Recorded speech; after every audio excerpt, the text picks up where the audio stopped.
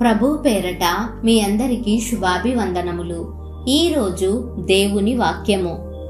ఎవని మనస్సు నీ మీద ఆనుకొనునో వానిని నీవు పూర్ణశాంతి గలవానిగా కాపాడుదువు. యెషయా గ్రంథము 26వ అధ్యాయము 3వ వచనము.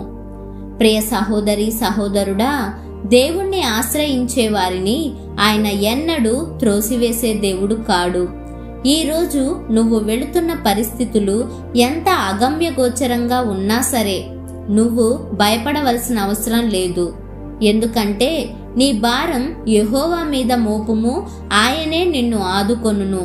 నీతిమంతులను ఆయన ఎన్నడును కదలనీయడు అని వాక్యం సెలవిస్తుంది. కనుక ఎప్పుడైతే మన చుట్టూ జరుగుతున్న వాటిని బట్టి మనకు భయం వేస్తుందో అప్పుడు మనం గమనించుకోవాలి, మనలోనికి అల్ప విశ్వాసం వస్తుంది అని.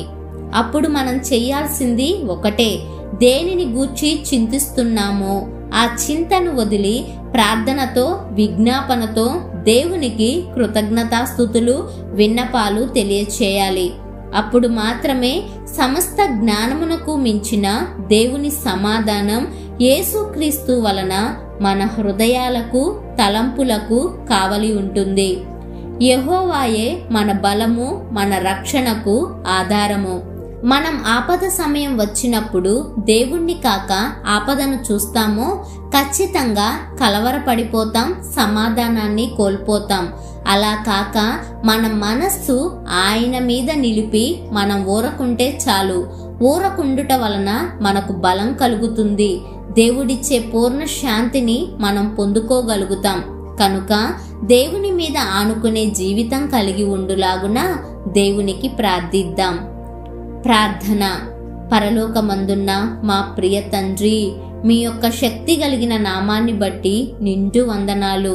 శాంతి సమాధానం మా జీవితాలలో నింపగలిగిన సమాధాన అధిపతి మీకు స్తోత్రములు.